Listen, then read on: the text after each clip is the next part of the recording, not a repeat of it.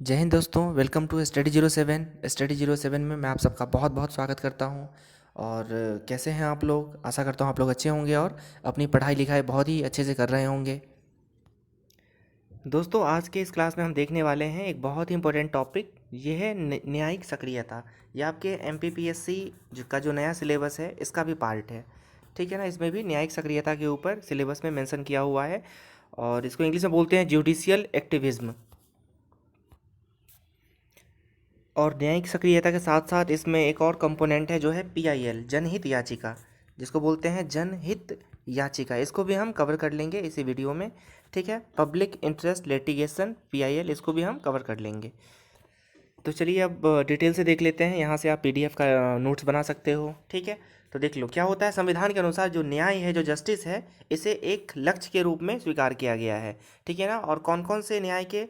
तो सामाजिक, आर्थिक और राजनीतिक न्याय, इन तीनों को ही एक लक्ष्य के रूप में समर्पित किया गया है। आप प्रस्तावना में भी इसकी झलक देख सकते हो। ठीक है, इसके अलावा जो डीपीएसपी होता है, directive principle of state policy, DPSP जो होता है, राज्य के नीति निर्देशक तत्व, इसमें भी सामाजिक आर्थिक न्याय उपलब्ध करवाना राज्य का कर्तव्य माना गया है। ठीक है, तो ये जो जस्टिस है, ये जो न्याय शब्द है, इसकी इंपॉर्टेंस आप इससे समझ सकते हो। ठीक है, लेकिन देखो इतने साल बीत गए फिर भी क्या सब लोगों को न्याय मिल पाता है क्या? भारत जैसे देश में नहीं मिल पाता। ठीक है, क्योंकि क्या है कि न्यायपालिका के ऊपर बहुत ज़्यादा लोड है, बहुत ज़्यादा प्रेशर रहता है, इसलिए सब लोगों को अच्छे से न्याय नहीं मिल पाता इतने दशक बीत जाने के बाद भी। ठीक है, और आगे आप देख लो, सर्वोच्च न्यायालय ने भी इस बात का अनुभव किया है कि जो विधायिका और कार्यपालिका होती है, ये लोग अपना सामाजिक न्याय का वादा पूरा नहीं कर पाते। ठीक है, पूरा नहीं कर पाते। और संविधान का संरक्षक कौन है? अपना सुप्रीम कोर्ट होता है। ठीक है, न्याय का संरक्षक यही होता है। और संरक्षक होने के नाते इनका कर्तव्य बनता है कि जो ये जो विधायिका और कार्यपालिका है, इनके द्वारा सामाजिक न्याय दिलवाने के लिए इनके ऊपर प्रेशर बनाए। ठीक है, इसलिए कभी कभी क्या होता है, ये जो न्यायपालिका है, ये अपने काम के अतिरिक्त, अपने जो न्याय संबंधी जो भी इनका मूल काम है, इसके अतिरिक्त कार्यपालिका द्वारा किए जाने वाले काम भी करवाती है। ठीक है, तो ये सब चीज़ें अपना न्यायिक सक्रियता के अंतर्गत आती है। ठीक है, तो आप इसको हम कह सकते हैं कि जो न्यायपालिका द्वारा कार्यपालिका की शक्तियों का प्रयोग करना या करवाना, यही क्या है? न्यायिक सक्रियता, जुडिशियल एक्टिविज्म। ठीक है, अब इसकी ज़रूरत क्यों पड़ी? न्यायिक सक्रियता जो है, ये इसलिए आवश्यक माना जाता है क्योंकि ये जो हमारी कार्यपालिका है या कार्यकारिणी है, ये काफ़ी निष्क्रिय रहती है। ठीक है, इनके निष्क्रियता का परिणाम है कि न्यायिक सक्रियता जैसा कॉन्सेप्ट लेके आना पड़ा। ठीक है, तो आप देख सकते हो यहाँ पे कार्यपालिका या कार्यकारिणी की उदासीनता, अनुशासनहीनता, निष्क्रियता ने ही किसको जन्म दिया है? न्यायिक सक्रियता को जन्म दिया है। ठीक है, इस प्रकार न्यायिक सक्रियता के माध्यम से न्यायालय ने क्या कर दिया? आम जनता को न्याय और अधिकार दिलाने के लिए इसको एक इंस्ट्रूमेंट के तौर पे, एक उपकरण के तौर पे प्रयोग किया हुआ है। ठीक है, अब कौन कौन से इंस्ट्रूमेंट है जिसके द्वारा न्यायपालिका क्या करती है? न्यायिक सक्रियता में भाग लेती है। तो इसके लगभग तीन कंपोनेंट हैं। मोटा मोटा आप कह सकते हो इनके तीन कंपोनेंट है। पहला है पब्लिक इंटरेस्ट लिटिगेशन, जनहित याचिका। दूसरा है संविधान की व्यापक व्याख्या। और तीसरा है कार्यपालिका में सीधे हस्तक्षेप। ठीक है, तो अब एक एक करके हम तीनों को देख लेते हैं बहुत अच्छे से। जनहित याचिका क्या होती है? सबसे इंपॉर्टेंट यही है। ठीक है, तो भारत में जनहित याचिका को लोकप्रिय बनाने का श्रेय न्यायमूर्ति पीएन भगवती, ये दो नाम है, इसको आप अच्छे से याद रख लेना, पीएन भगवती और वीआर कृष्णा अय्यर, इन दोनों को जाता है। ठीक है, अब देखो इसका भी एक हिस्ट्री है। हिस्ट्री ये है कि एक केस था, ये केस है 1979 का। ठीक है, यहाँ पर एक मुकदमा है बहुत ही उल्लेखनीय, इसका नाम था हुसैन आरा खातून वर्सेस बिहार सरकार। नाम क्या था? हुसैन आरा खातून बनाम या वर्सेस बिहार सरकार, गवर्नमेंट ऑफ बिहार। ठीक है, इनके बीच था। हुआ क्या था कि एक कपिला हिंगरानी करके, कपिला हिंगरानी ये थी वकील उस समय की, कपिला। ठीक है, इन्होंने विजिट किया था अपना बिहार जेल। कहाँ गई थी ये? बिहार जेल। और वहाँ पे जो कैदियों की स्थिति देखी थी, बहुत ही दयनीय, बहुत ही क्रिटिकल स्थिति वहाँ पर देखी थी। उनको फंडामेंटल जो फैसिलिटीज़ होती थी कैदियों को, वो भी नहीं मिल पा रही थी। ठीक है, तो इसलिए उन्होंने क्या कर दिया था, इन्होंने अपना पीआईएल उस समय तो था नहीं, केस कर दिया था सुप्रीम कोर्ट में कि इनकी स्थिति में कुछ ना कुछ सुधार किया जाए। और बहुत कुछ हुआ। और इस समय जस्टिस कौन थे? Chief justice of India PN Bhagwati ji थे। ठीक है, इन्हीं ने सुनवाई की थी इस मुकदमे की। ठीक है, और लगभग 40,000 कैदियों को रिहा कर दिया गया था बिहार जेल से उस समय। तो ये बहुत बड़ी बात होती है, ठीक है। और तभी से जस्टिस जी को लगा, सीजीआई को लगा कि ऐसा एक इंस्ट्रूमेंट होना चाहिए जो क्या कर सके, इस तरह के न्याय को, इस तरह का जो मतलब इश्यूज़ है, मुद्दा है, इसको इसको सामने लाया जा सके और उनको न्याय मिल सके, ठीक है। तो यहीं से शुरुआत होती है PIL की, पब्लिक इंटरेस्ट लिटिगेशन की, ठीक है। तो ये दो नाम याद रख लेना है, PN भगवती और VR कृष्णा अय्यर। इन दोनों ने बहुत ज़्यादा फेमस कर दिया जनहित याचिका को, ठीक है। अब संविधान ने क्या किया है, न्यायपालिका को नागरिक के अधिकारों का संरक्षक बनाया है, हम सब जानते हैं, ठीक है। यहाँ पर दो अनुच्छेद आपको याद रख लेना है, एक 32 और एक अनुच्छेद 226। 226 के बारे में बाद में बताऊंगा, 32 देख लो। 32 के तहत, आर्टिकल 32 के तहत कोई भी व्यक्ति अपने मूल अधिकारों के उल्लंघन होने पर कहाँ जा सकता है, सुप्रीम कोर्ट जा सकता है ना, सर्वोच्च न्यायालय जा सकता है, ठीक है। लेकिन क्या होता है कि इतने साल बाद भी जो आम जनता है नहीं कर पाती अपने इसका यूज जो है, जो रिट जारी करवाने का जो है इंस्ट्रूमेंट है, जिसको हम क्या बोलते हैं, संवैधानिक उपचारों का अधिकार, इसका यूज़ नहीं कर पा रही थी, ठीक है। इसलिए न्यायपालिका ने क्या कर दिया, आम जनता को अधिकतम लाभ पहुंचाने के लिए जो इनके परंपरागत नियम है कि आपको कोई भी मतलब कंप्लेन करनी है तो आपको FIR करना होगा, फिर सत्र न्यायालय में, फिर क्या कहते हैं, जो भी इसके ऊपर वाले न्यायालय हैं, उच्च न्यायालय, फिर सुप्रीम कोर्ट, ये जो इनका परंपरागत नियम था इसको सरल कर दिया, ठीक है ना, इसको काफ़ी लिबरल कर दिया और इंट्रोड्यूस कर दिया जनहित याचिका को, PIL को, ठीक है। आप और डिटेल में देख लो, इसका फुल फॉर्म होता है पब्लिक इंटरेस्ट लिटिगेशन, ठीक है।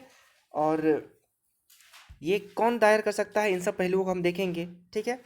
ये देख लो, पढ़ लो एक बार इनको, कि ये जो है ना, इन लोगों के सामूहिक हितों के लिए न्यायालय में दायर की जाती है। PIL जो है ना, लोगों के सामूहिक हितों के संरक्षण के लिए न्यायालय में दायर दायर किया जा सकता है। कोई भी व्यक्ति जनहित याचिका हो या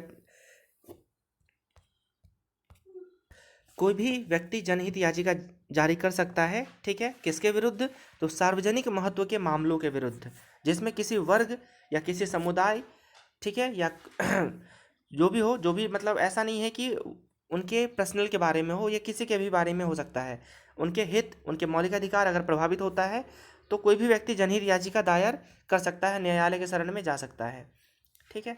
अब देख लो कुछ कुछ चीज़ें। अब जनहित याचिका कैसे दायर कर सकते हैं, तो आर्टिकल 32 के तहत सुप्रीम कोर्ट में दायर कर सकते हैं, और अनुच्छेद 226 के तहत उच्च न्यायालय में दायर कर सकते हैं, ठीक है।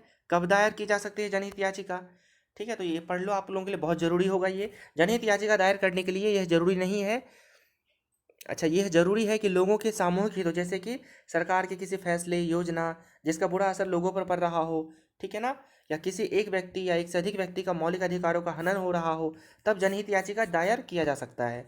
कौन कर सकता है जनहित याचिका, तो कोई भी व्यक्ति जो सामाजिक हितों के बारे में अच्छी सोच रखता हो, वह जनहित याचिका दायर कर सकता है, ठीक है। इसके लिए यह बिल्कुल भी जरूरी नहीं है कि उसका व्यक्तिगत हित भी उसमें सम्मिलित हो, ठीक है ना।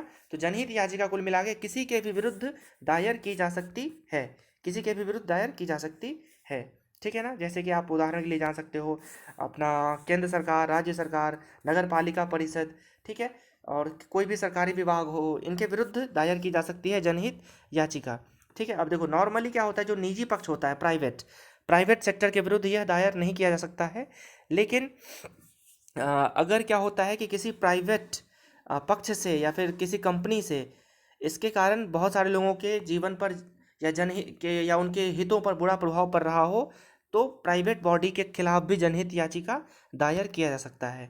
नॉर्मली नहीं होता, लेकिन उसके द्वारा जनहित पब्लिक इंटरेस्ट इंटरप्ट हो रहा हो तो प्राइवेट बॉडी के खिलाफ भी जनहित याचिका दायर की जा सकती है, ठीक है। तो यहाँ पे कुछ मैंने पॉइंट्स डाल दिए हैं, आप इनको सेपरेट देख सकते हो कि इन इन चीज़ों पर आप क्या कर सकते हो, PIL फाइल कर सकते हो।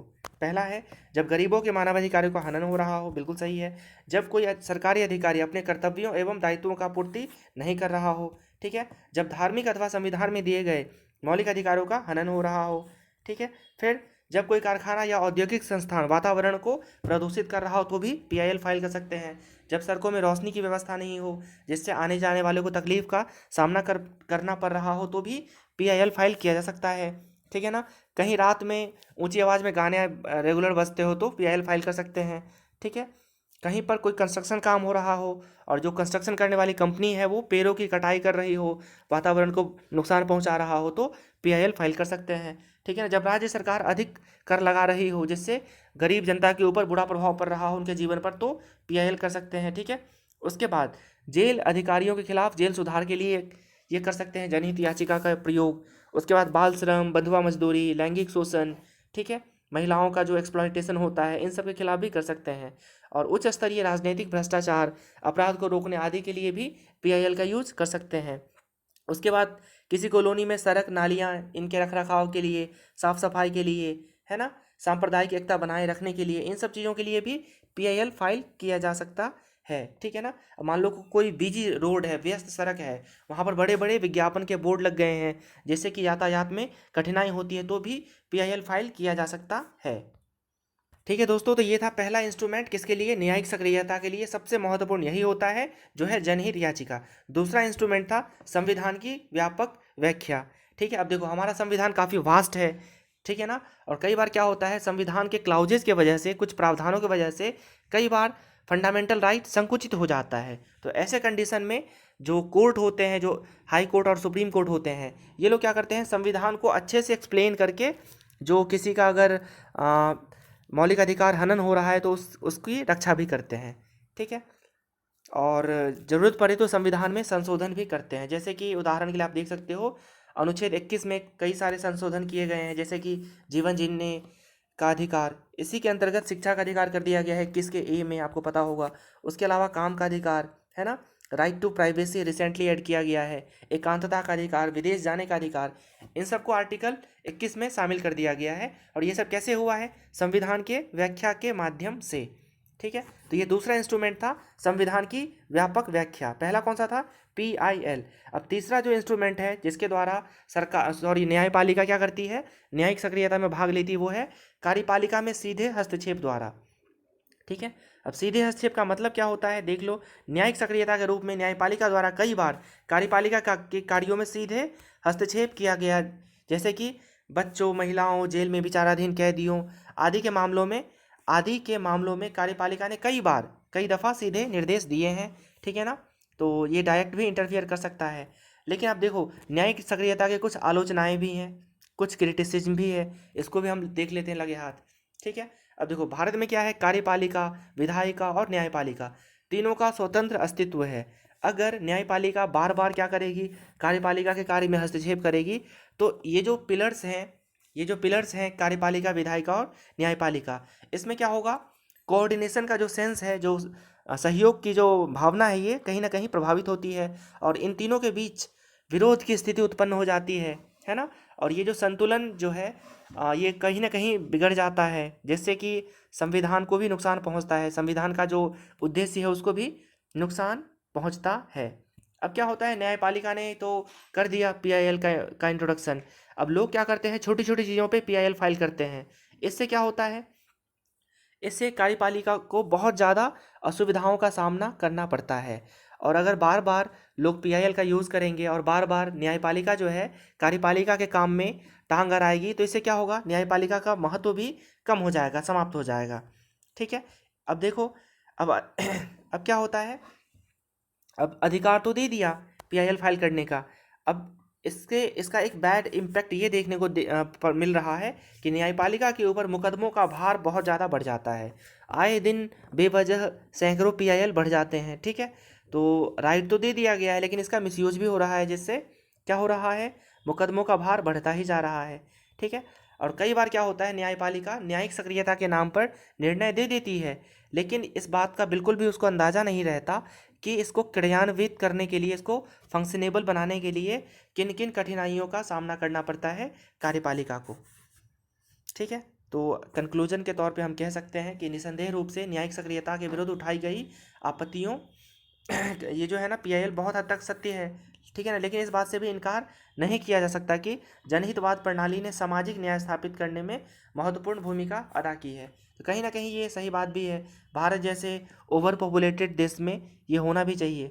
ठीक है। और बहुत सारी चीज़ें मतलब इससे सुधार हुआ है इसके वजह से, जैसे कि समाज के वे लोग जो निर्धनता, शिक्षा, अज्ञानता और पिछड़ेपन के कारण अन्याय का शिकार थे, उन्हें जनहित याचिका के माध्यम से न्याय मिला है। ठीक है ना। जिनके तरफ कोई ध्यान नहीं देता है ना, जो खुद से अपने लिए कुछ नहीं कर सकते, तो समाज के लोगों ने उनके खिलाफ पीआईएल के द्वारा उनको अधिकार दिलवाए हैं। ठीक है।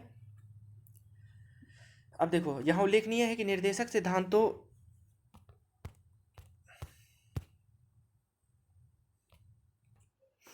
अब देखिए ये अच्छी चीज़ है, न्यायिक सक्रियता बिल्कुल अच्छी चीज़ है ये, लेकिन यहाँ पर न्यायपालिका को एक संतुलित दृष्टिकोण अपनाना चाहिए। ठीक है, ताकि जो कार्यपालिका है और न्यायपालिका, विधायिका, इन सब पिलर्स के बीच में अच्छा संतुलन बना रहे। So this is the end of my video. Thank you class.